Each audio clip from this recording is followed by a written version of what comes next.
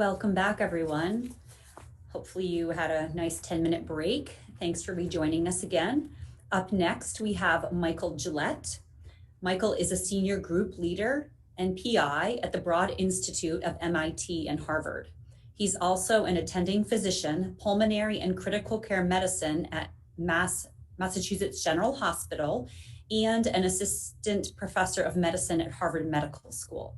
He's going to be speaking today about cancer, proteogenomics, and therapy resistance. Welcome, Michael. Well, thank you. And I'm really grateful to conference organizers for giving me a chance to share some of our work in cancer proteogenomics in the context of these really remarkable conversations on cancer and evolution. It's a new topic to me, and I found it absolutely extraordinary so far. I'm going to make the argument that proteogenomics is an important and as yet underutilized tool in the attempt to evaluate cancer from an evolutionary perspective. And I propose that an informed evolutionary perspective on cancer requires, among other things, knowledge of taxonomy of disease, essentially an understanding of relatedness, particularly in molecular terms, an appreciation of the environment, tissue of origin, tumor microenvironment, and now with a particular awareness of the immune landscape, a detailed understanding of the biological repertoire of cancers with sensitivity to individual differences relevant to personalized or precision medicine, and an assessment of the effects of specific selective pressures, including therapeutic perturbations. Now, you heard from Matthias the other day about exciting technological developments that are moving mass spectrometry-based proteomics to the single cell or subcellular level. But I'm going to argue that even at the bulk tumor level, full definition of these evolutionarily relevant elements of cancer taxonomy, environment, and biological repertoire is fostered by the more comprehensive molecular characterization that's offered by proteogenomics, and that these advantages can now be extended to the study of selective pressures through proteogenomics of serial biopsy specimens. Of course, TCGA provided a benchmark for the molecular characterization of cancer and has motivated advances in targeted therapy that at least gesture at the promise of Foundation Medicine's view that having a complete picture of every genomic change associated with each tumor can help guide personalized treatment. But while cancer is a genetic disease, ultimately proteins are central engines and building blocks of biology, and many processes downstream of genomics can alter phenotype. TCGA had proteomics in the form of reverse phase protein arrays, but while many important and established targets were represented in those, the overall coverage was pretty sparse, covering only about 130 proteins.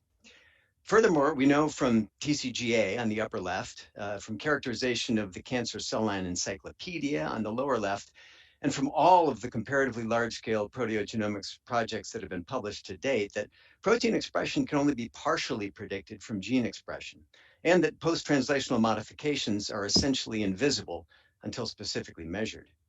So the goal of proteogenomics of cancer is to help bridge this span between genomics and phenotype by leveraging genomic, transcriptomic, proteomic, and post-translational modification analyses performed together on the same tissues to more completely characterize tumors, both in their baseline state and under treatment, with a view to ultimately improving cancer diagnosis and therapy. It's an enterprise that's really increasingly common across the research community, but one of the leading organizations is CPTAC, the Clinical Proteogenomics Tumor Analysis Consortium, together with its international partners through the ICPC. CPTAC has helped pave the way by developing, promulgating, and applying standardized workflows and strict prospective biospecimen collection protocols that take into account the particularly dynamic nature of post-translational modifications.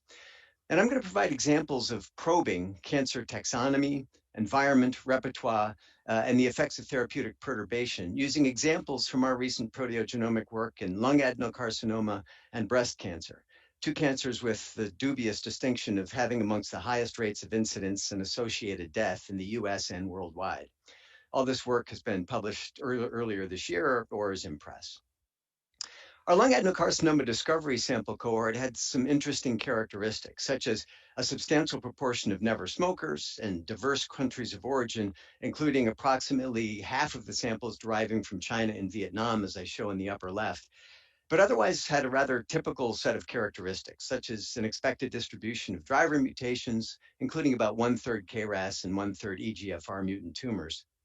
What was different was the depth and breadth of characterization shown on the lower left of the slide, which gives a sense of typical coverage for our proteogenomics projects, with both whole exome and shallower whole genome coverage, DNA methylation, RNA-seq, microRNA, and more than 10,000 proteins, 40,000 phosphosites, and almost 7,000 acetyl sites quantified, and nearly complete genomics and proteomics profiles across both tumors and normal adjacent tissues, as shown in the circles plot.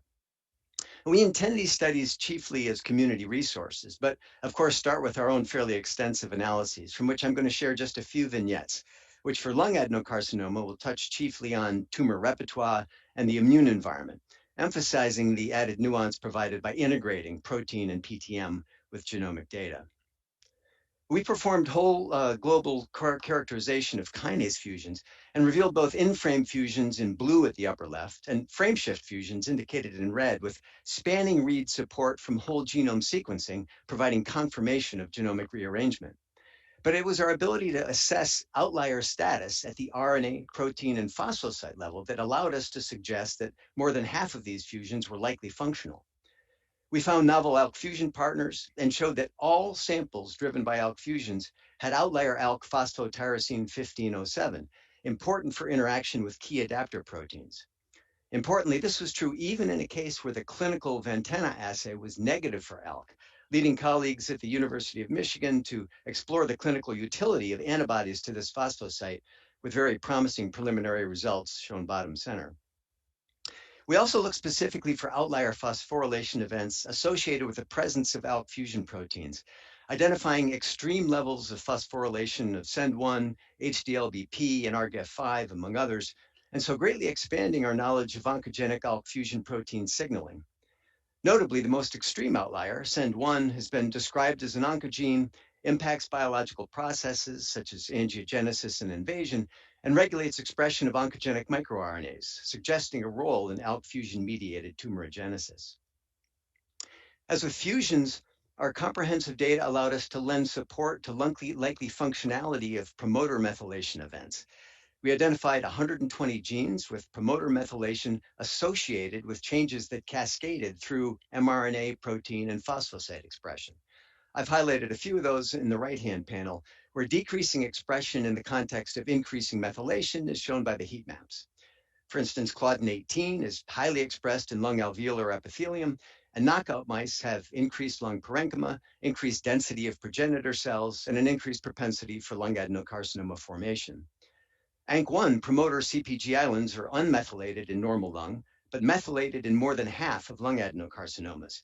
And ANK1 knockdown affects pathways associated with proliferation, movement, and survival.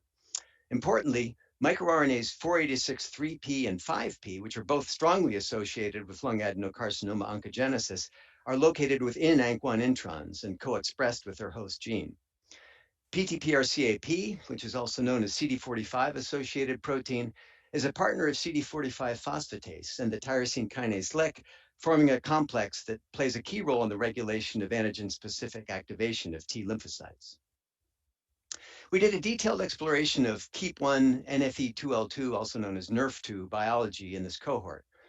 Normally, KEAP1 binds to NRF2, which leads to its proteasomal degradation, but oxidative stress induces a conformational change in KEAP1, causing it to release NRF2, which translocates to the nucleus and mediates crucial tumor antioxidant responses. Generally, KEAP1 truncation and missense mutations downregulate expression at the protein, but not at the RNA level, and result in high phosphosite expression of NRF2, as seen in the box plots. However, as seen in the middle plots, the KEAP1 mutation G511V does not have a negative effect on protein expression, suggesting a different mechanism.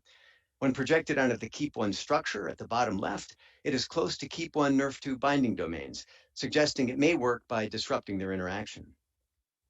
We also look for phosphorylation outliers associated with key mutations. Among many interesting examples for KRAS mutant tumors was SOS1, a guanine exchange factor that activates KRAS. Notably, inhibition of SOS1 and KRAS is an emerging therapeutic strategy for KRAS mutant cancers. But more striking still was the association with PTPN11 phosphorylation at tyrosine 62 with EGFR mutation, which I show circled in the upper right scatter plot and shown by a tumor by tumor basis in that heat map just below. Phosphorylation of PTPN11, which is also known as SHP2, has been shown to increase cell proliferation and survival in non-small cell lung cancer models, but has not, to our knowledge, been assessed in a large set of primary tumors. Phosphorylation at residue Y62 is thought to stabilize the active protein conformation. And SHP2 inhibitors have shown great promise in preclinical trials, or now in clinical trials from multiple companies. And we would suggest, based on our data, that EGFR mutant LUADs would be particularly promising target populations for that kind of therapy. We could also systematically nominate druggable targets specific to groups of samples with mutations in master regulators of lung adenocarcinoma by assessing hyperphosphorylation of kinases as a proxy for abnormal kinase activity.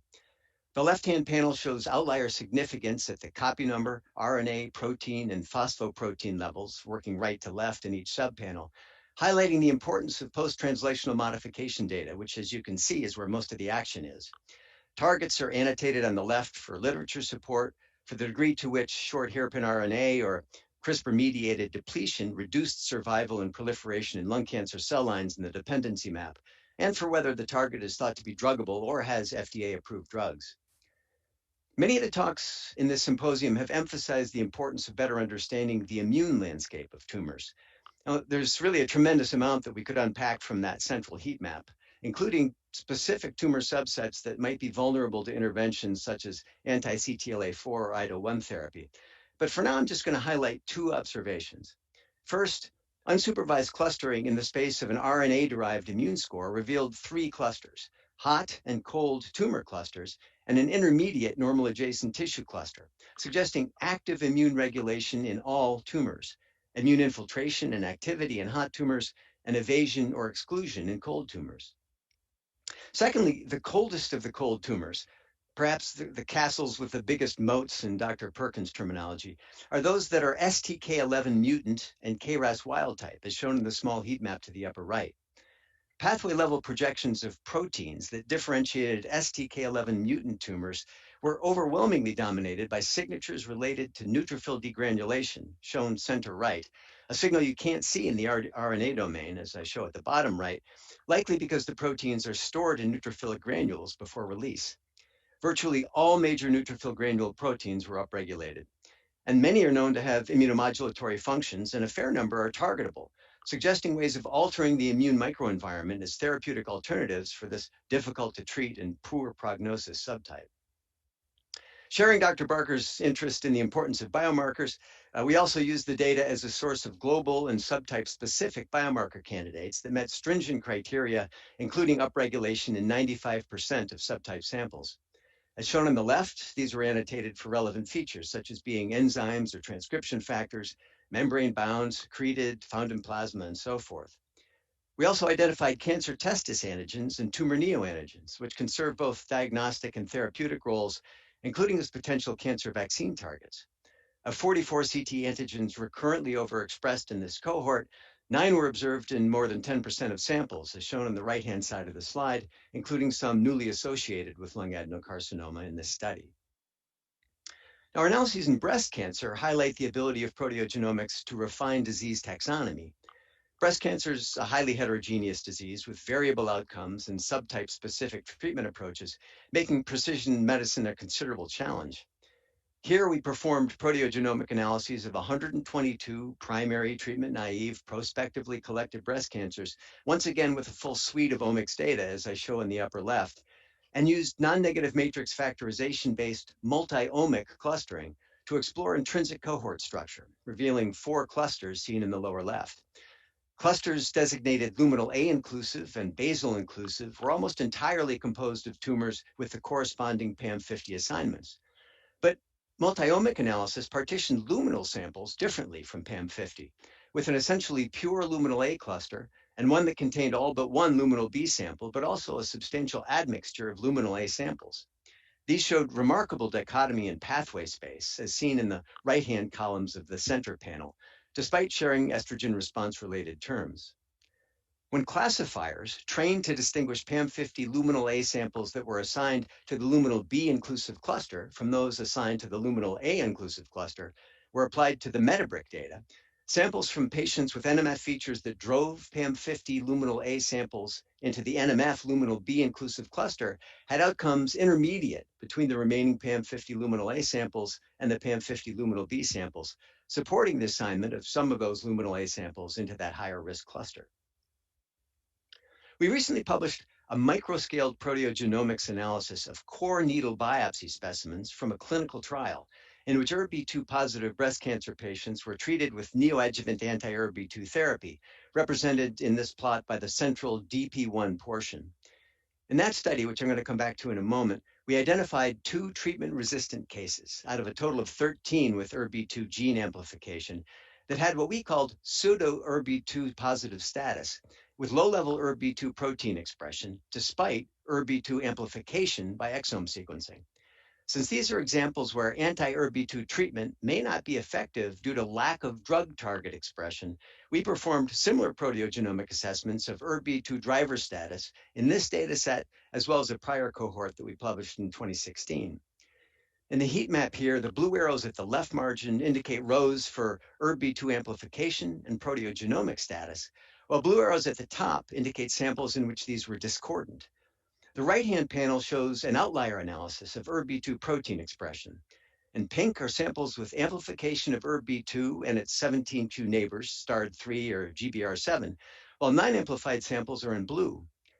Those amplified samples falling within the distribution of ERB2 non-amplified samples are considered pseudo-ERB2 positive. And the idea that proteogenomic assessment may be more accurate than genomic assessment is important, because if validated, it would avoid the use of tens of thousands of dollars of ineffective therapy in the pseudo-ERB2 positive population, therapy that might, I suppose, precipitate a punctuated evolutionary event with no therapeutic upside. Proteogenomic characterization offers more than that, though. For instance, the red arrows indicate pseudo-ERB2 positive cases in all 3 studies that showed amplification and overexpression of TOP2A, suggesting an alternative chromosome 17 amplicon driver with potential implications for alternative therapies. Something else is quite evident in the heat map, and that's the close assignment between ERB2 positivity and PAM50 HER2 inclusive intrinsic subtype is simply lacking. So we wanted to try to understand the biological characteristics that cause samples to cluster within the HER2-enriched group despite inconsistent ERB2 status, and so analyzed phosphosites from the human KEG-ERBB signaling pathway. As expected, all the PAM50 HER2-enriched and proteogenomically positive samples had high levels of ERB2 phosphopeptides, while those that were HER2-enriched but proteogenomically negative had markedly lower levels, but showed elevated levels of phosphorylation of other ERB family members and of the MAPK signaling pathway. This suggests that alternative drivers of ERB signaling could be targeted in PAM50 HER2-enriched tumors without ERB2 amplification. If you want to drive cancers to a bottleneck, as Dr. Audi suggests, targeting the right driver should help. I won't dwell on our overview of the immune landscape of our breast cancer cohort, except to note that we identified a range of immune-related features across all intrinsic subtypes, suggesting that in addition to PAM50 basal subtype tumors, which are on the right-hand side of the heat map, where immunotherapy is currently indicated, there are other cases with profiles conducive to immunotherapy, especially in HER2-enriched and luminal B subtypes, offering the possibility of a broadening of indication. Instead, I'll expand on our efforts to identify potential drivers of immunogenicity across common breast cancer subtypes. We correlated PD-L1 mRNA levels with proteomic data from PAM50 luminal and basal cases separately. Among many mostly immune-related proteins showing strong positive correlations with PD-L1 in both subtypes, as shown in the left-hand scatter plot, we found strong evidence for the contribution of APOBEC-driven mutagenesis to an active immune microenvironment, especially in ER-positive breast cancer. When we performed gene set enrichment analysis for biological processes using the correlation analysis in that left panel, we found that multiple immune-related processes were positively correlated with PD-L1 expression in both PAM50 basal and luminal samples, as shown at the top center, while in contrast, nucleotide excision repair, RNA splicing, and mRNA processing were negatively correlated with PD-L1 in PAM50 luminal samples only, suggesting loss of those processes in luminal tumors with active immunity. The loss of expression of nucleotide excision repair, as well as base excision repair genes, has been associated with resistance to endocrine therapy in ER-positive breast cancer. So this consistent anti-correlation of NER proteins with PD-L1 expression suggests therapeutic potential for immunotherapy in endocrine-resistant ER-positive breast cancer. We found additional evidence that base excision and mismatch repair pathways correlated negatively with markers of an active tumor microenvironment in luminal samples, as shown in the left center heat map, but not basal samples, shown to the right. And there were also multiple indications in the proteomic and phosphocyte data of suppressed DNA damage checkpoint activity in luminal relative to basal, including lower levels of an important ATM autophosphorylation site and the downstream CHEK2 protein, shown in the right-hand box plots.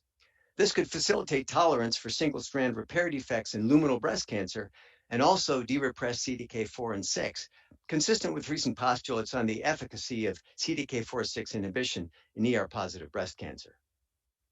I'm going to close with what I think, though, are among the most important advantages of proteogenomics to a cancer evolutionary mindset, showing a few examples of the use of proteogenomics to explore the effects of therapeutic selective pressures on breast tumors.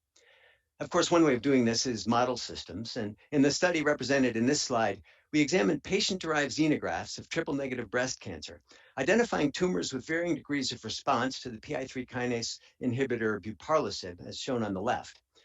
In the top center is summarized proteomic and particularly phosphoproteomic differences seen after 48 hours of treatment in the relatively resistant and relatively sensitive lines.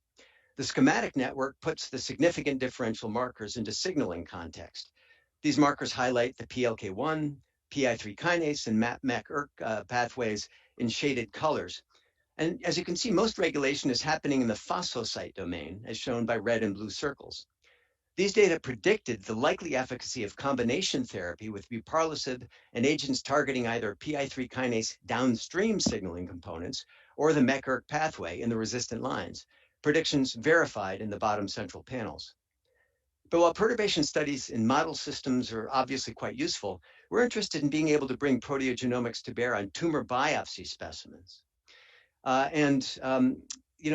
want to be able to do that really in the context of clinical trials.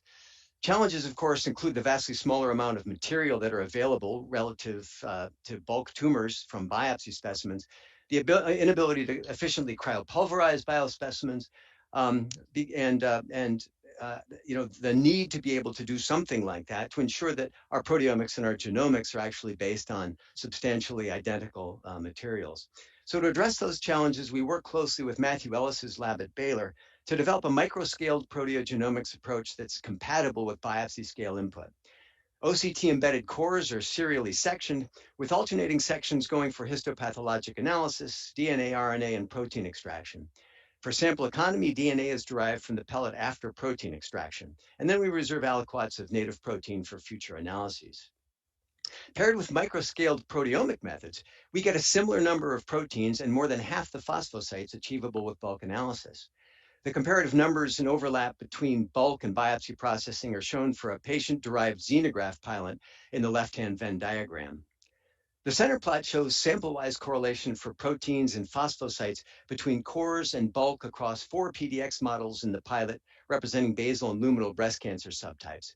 And perhaps more importantly, we showed that the same biology is derived at the microscale, both in terms of specific differential markers and differential pathways, as illustrated by the right-hand protein level scatter plot, where blue dots show pathway enrichment in bulk only, green in biopsy only, and brown in both.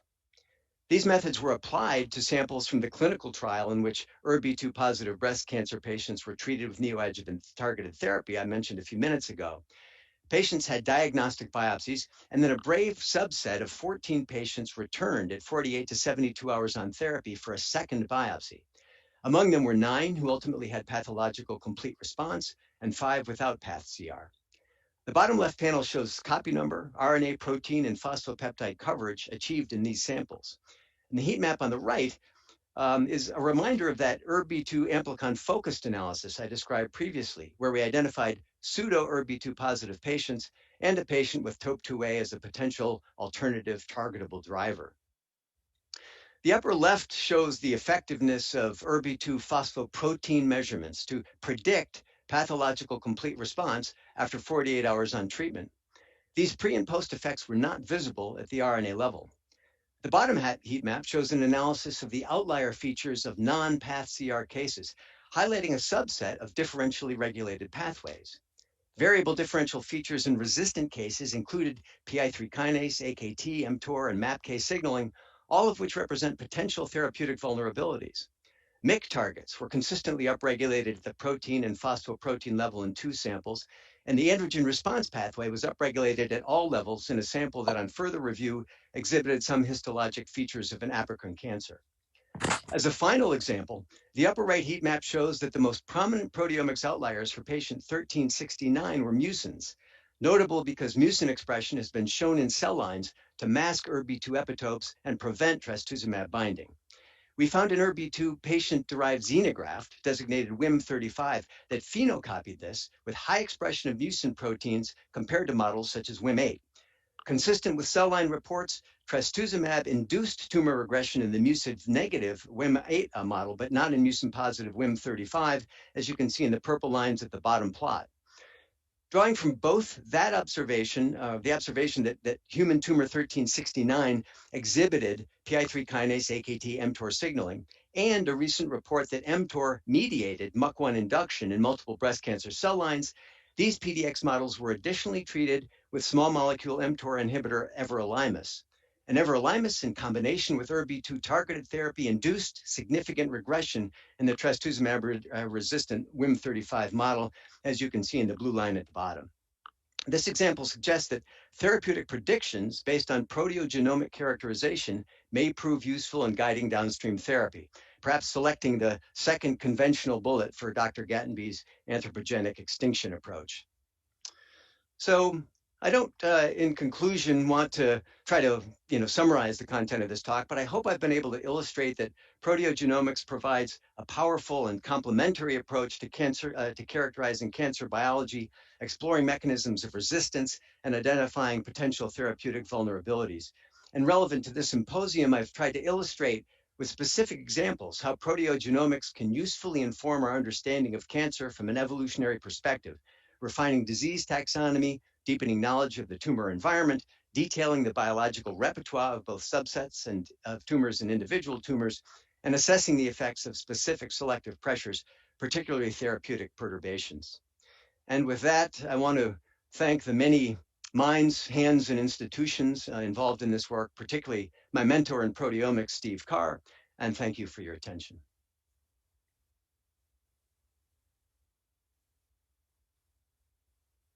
Tiamra, do we have time for questions? Okay, good. So Michael, first question is from Timo Gamoli, or Jimo. How do you respect the intra-tumor heterogeneity in your proteogenomic analysis? Yeah, so I think, as I opened with, we are certainly getting to a point where mass spec-based proteomics and these kinds of analyses are capable of working with smaller and smaller cellular inputs. Our attitude at this point, and this was sort of hinted at by Matthias the other day, is that the future of proteomics is sort of now, but we're also a little bit behind in technological developments relative to some genomics techniques. And so we are really focused chiefly on being able to do either bulk or biopsy scale deep proteogenomics.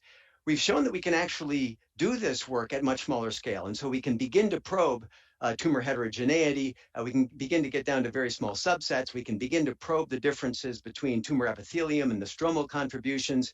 But those require, fully sort of configured experimental paradigms that involve things like laser capture microdissection and so forth, where we're not completely sure of the fidelity of the post-translational modification landscape. And so our work right now is more at this sort of clinical translation level. But the question is an important one, and I think the technologies are going to be better and be better able to deal with those in the future. Henry Hing asks, how do you use the average landscape of patients to guide individual treatment? And when different data sets conflict, which type is more important in general? Well, I think it's an open question what sort of data is going to prove to be most important. I certainly don't want to undermine the contributions that have been made by identifying genomic aberrations and being able to target those. I think, we feel pretty strongly that that is really an incomplete story. And I don't want to say that looking at the post-translational modification domain is going to be more important, but I think it's going to be at least equally important. And our argument, frankly, is that looking globally across the patient population is going to give you an idea of, for instance, how tumors will often respond to particular kinds of therapeutic stresses. But I think you're going to need data that are derived from individual samples to make individual decisions. Doru Paul asks, did you also compare genes and proteins in metastatic versus primary tumors? Any findings? So that's a really important question, and it's one that we are trying to develop a collection for. As you can imagine, since very often metastases are not sampled outside of sort of experimental paradigms, and since you'd really want the same patient to be participating all the way through, it's a slow collection process. So very much one we're interested in. If people have cancer collection programs that they'd be interested in helping us use to address these questions, we'd be very excited about that. But at this point, it's not something we've tackled. Glenn Bonney asks, while many of us know that there's much heterogeneity in the tumor microenvironment, how much would you believe the mutational and proteomic analysis of a core needle biopsy is representative of the recalcitrant or not behavior of a tumor to therapy? Yeah, I think that's a hugely important question. What we will say is that a lot of our data are derived from multiple biopsy specimens, which are typically collected, but in early therapeutic perturbation. So after only 48 hours or so of therapy. So I think at this point, what we would be looking for is kind of dominant reactive programs that we think might either indicate alternative ways that the cancer is going to be able to approach the onslaught of therapy, or at least whether the therapy is showing the necessary target engagement and downregulation of pathways. Over time, understanding more about the degree to which that kind of sampling can give us representative answers, I think is going to be an open question and one we'll need to explore. Okay, good. I will turn it over to Tamara. Thank you, Michael.